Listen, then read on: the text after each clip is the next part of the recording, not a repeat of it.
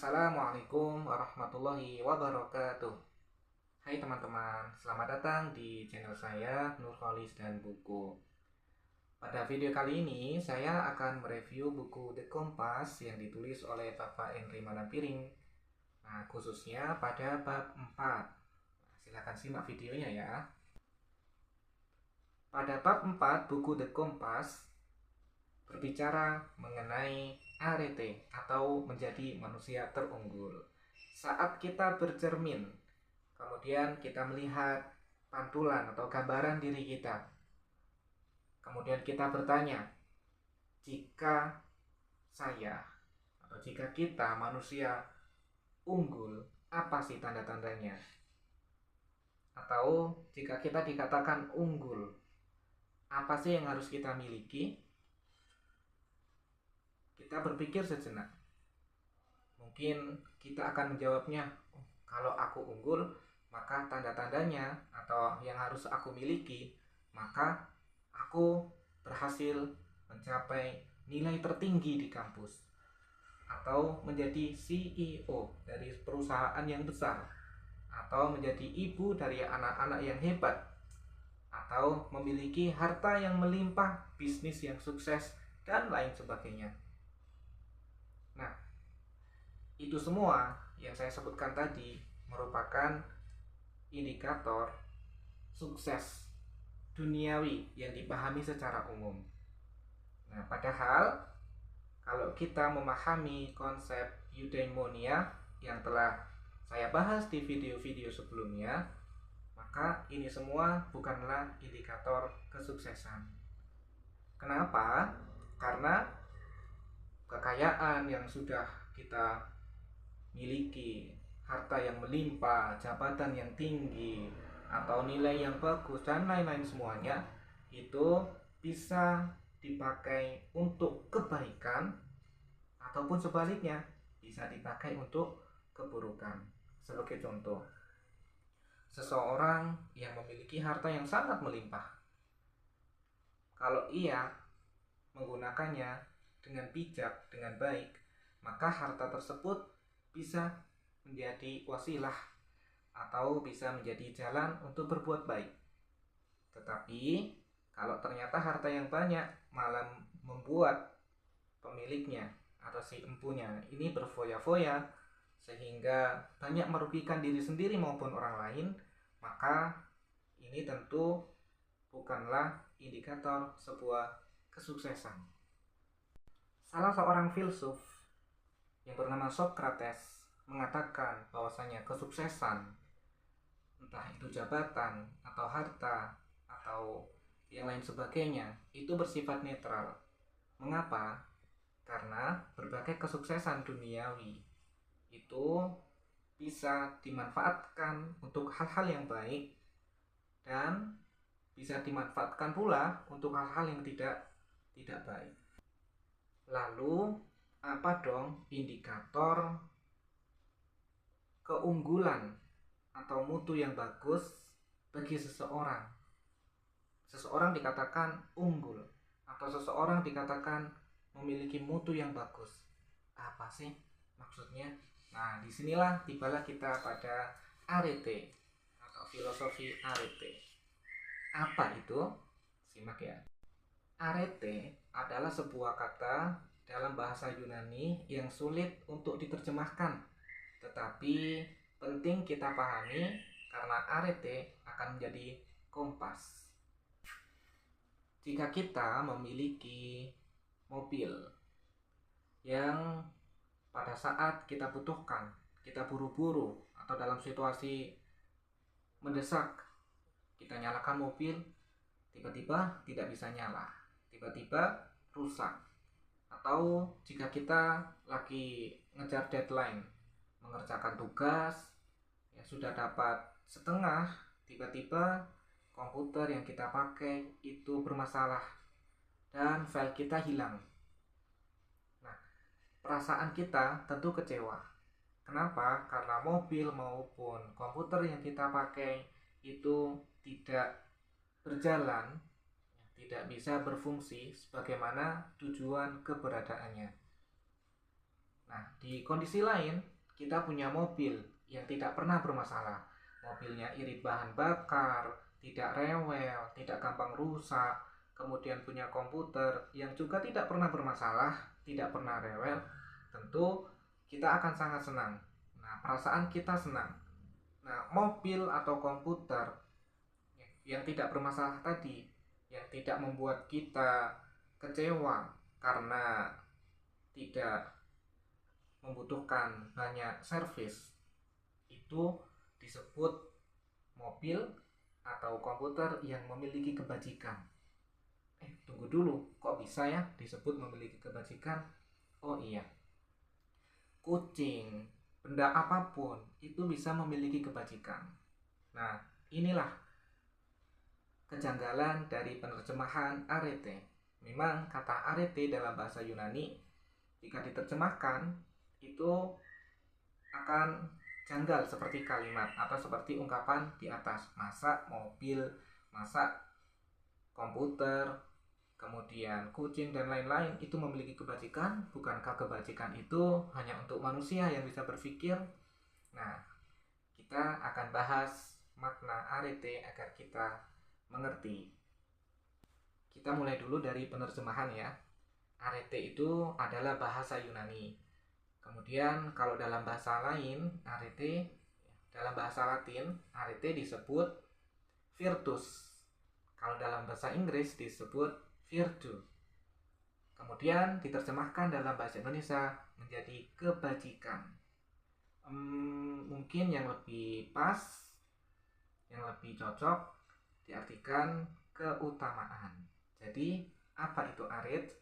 Arete adalah unggul atau kualitas terbaik dari suatu hal. Sehingga arete merupakan versi terbaik dari sesuatu. Pisau yang memiliki keunggulan adalah pisau yang tajam. Mata yang memiliki keunggulan atau keutamaan adalah mata yang bisa melihat dengan jelas bagaimanapun bentuknya. Kemudian kuda yang unggul adalah kuda yang gagah dan kuat. Keutamaan atau virtu adalah kualitas, bukan prioritas. Sehingga keutamaan itu sesuatu yang unggul, sesuatu yang bermutu. Kuda yang terbaik, pisau yang terbaik adalah pisau yang tajam. Kuda yang terbaik adalah kuda yang kuat dan gagah dan mampu berlari kencang. Sehingga memiliki arete atau memiliki keunggulan adalah suatu hal. Bisa apa saja yang bisa melakukan versi yang terbaik dari hal tersebut yang dimiliki atau yang dimampui. Lalu manusia yang unggul itu seperti apa? Sebelum kita membahas mengenai keutamaan manusia, ada baiknya kita memahami mengenai konsep-konsep etika. Nah, ada 3 konsep etika yang perlu kita ketahui. Yang pertama adalah etika konsekuensialis. Kemudian yang kedua ada etika deontologis dan yang ketiga etika keutamaan. Sesuai dengan namanya, etika konsekuensialis. Yang pertama ini ya, yang pertama etika konsekuensialis, yakni etika yang memikirkan dampak dari suatu pilihan. Sesuatu dinilai benar dan salah itu karena dilihat dari dampaknya. Contoh misalnya, berbohong. Menurut etika konsekuensialis, berbohong itu benar atau salah? Maka jawabannya adalah tergantung. Kalau berbohong itu dampaknya positif, maka berbohong itu bisa menjadi benar atau dinilai benar. Tetapi sebaliknya, jika berbohong itu bisa menimbulkan hal-hal yang negatif atau kerugian, maka ia dinilai berbohong yang salah. Sebagai contoh, ada seorang pasien di rumah sakit terkena serangan jantung. Kemudian ia baru sadar dari masa pingsan karena sakit jantung ya, serangan jantung, kemudian dia pingsan, kemudian dia baru sadar dan bertanya kepada salah satu penunggu atau yang mengantarkan dia ke rumah sakit, bagaimana kabar istrinya, bagaimana keadaan istriku, pasien ini bertanya. Dan sebagai penunggu sebenarnya dia tahu kalau istrinya itu sedang melakukan kegiatan yang negatif sekarang, atau sedang melakukan perbuatan yang negatif lah ya, saya nggak enak nyebutnya, ini sedang negatif sama orang lain atau mendua gitu. Maka sebagai penunggu ada dua pilihan. Kalau dia berkata jujur, mengatakan kepada pasien tersebut mengenai istrinya yang melakukan kegiatan negatif di luar, kalau dia jujur, maka pasien ini dikhawatirkan terkena serangan jantung lagi dan bisa fatal. Atau kalau dia berbohong, ya kan, dia berbohong biar pasien ini kuat dulu, tidak khawatir dan tidak terkena serangan jantung, maka dia mengatakan hal yang sebaliknya. Maka sehingga penunggu ini yang menemani pasien ini mengatakan hal yang sebaliknya. Dia membohongi ya, pasien yang serangan jantung ini, dia berbohong bahwasanya istrinya sedang baik-baik saja, sedang di rumah baik-baik saja, intinya tidak mendapat masalah atau tidak melakukan hal-hal yang negatif, sedang sehat-sehat gitu. Sehingga dengan itu dampaknya atau konsekuensinya pasien yang terkena serangan jantung ini tidak kambuh atau tidak terkena serangan jantung lagi. Nah, menurut etika konsekuensialis, berbohong di sini bisa menjadi dibenarkan karena melihat dampaknya. Yang kedua, ada etika deontologis.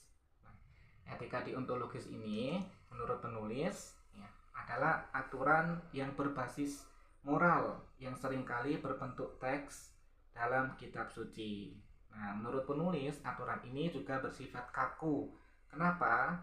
Karena menurut aturan deontologis itu salah ya salah, benar ya benar. Nah, ini berbeda dengan etika konsekuensialisme yang pertama tadi, yang mana ketika menentukan pilihan itu dilihat dari dampaknya terlebih dahulu. Nah, pada etika deontologis ini semuanya sudah ada aturannya atau sudah ada aturan mainnya. Kalau salah ya salah, kalau benar ya benar. Nah, tentu kita boleh banget berbeda pandangan atau memiliki pendapat lain mengenai aturan atau etika deontologis ini. Apa iya sih aturan yang ada dalam teks kitab suci itu seperti itu, sekaku itu? Nah, kita boleh banget berbeda pendapat atau pandangan mengenai definisi atau pengertian etika deontologis ini. Kemudian yang ketiga ada etika keutamaan, yang mana etika keutamaan ini berfokus pada karakter. Kok bisa ya? Nah, tentu ini sangat berbeda dengan etika konsekuensialisme dan etika deontologis. Etika keutamaan itu mengatakan begini, seseorang yang memiliki karakter yang baik, maka dia akan dituntun pada pilihan yang baik. Dan seseorang yang berkarakter buruk, maka dia akan dituntun pula pada karakter yang buruk. Aristoteles mengatakan bahwasanya perbuatan akan mengikuti karakter. Pilihan yang baik atau karakter yang baik akan menghadirkan pilihan yang baik. Karakter yang buruk akan menghadirkan pilihan yang buruk. Etika keutamaan, sekali lagi disebutkan, sangat berbeda dengan etika konsekuensialisme atau etika deontologis. Seperti contoh, atau kembali pada contoh pasien yang sakit jantung tadi, membohonginya apakah perbuatan salah atau benar, maka di etika keutamaan itu tidak lagi berbicara soal salah dan benar, tapi ia akan fokus pada apa sih yang sebaiknya dilakukan oleh orang yang memiliki keutamaan pada situasi tersebut. Ini pula yang mengakibatkan etika keutamaan itu banyak dikritik, dianggap tidak jelas. Nah, kalau dibandingkan dengan etika konsekuensialis, itu tinggal melihat dampaknya, memperhitungkan atau mengira-ngira. Nah, itu etika konsekuensialisme. Dan etika deontologis tinggal nyaman mengikuti aturan yang sudah ada. Nah, etika keutamaan ini dikritik, ya, dikatakan bahwasanya tidak jelas gitu, atau kurang jelas, tidak jelas. Ya, sehingga terkesan membingungkan. Etika keutamaan itu fokus atau berfokus pada karakter, sehingga etika keutamaan itu bukan hanya fokus pada hal-hal yang besar, pada pilihan-pilihan yang besar, tapi berfokus pula pada semua hal, ya, termasuk hal-hal yang kecil. Misalnya berkendara di jalan raya, bagaimana etika keutamaan itu dijalankan. Ya, bukan hanya hal-hal yang besar, tapi mencakup semua hal. Sebagai contoh, seseorang yang berlaku jujur, seseorang yang mengatakan apa adanya. Menurut etika deontologis, orang ini telah melakukan hal yang benar. Kenapa? Karena telah berkata jujur. Kemudian menurut etika konsekuensialisme, orang ini yang berkata jujur mungkin juga melakukan hal yang bermanfaat, karena dengan kejujurannya bisa menyebabkan atau berdampak ini dan ini seterusnya. Namun lebih dari itu, ya, etika keutamaan itu akan mempertanyakan, benarkah orang ini memang jujur,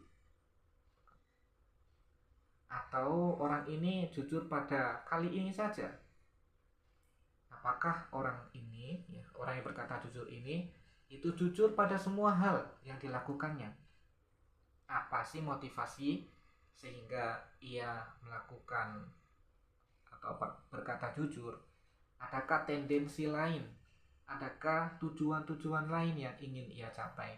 Yang bisa jadi itu menyimpan fakta yang tersembunyi.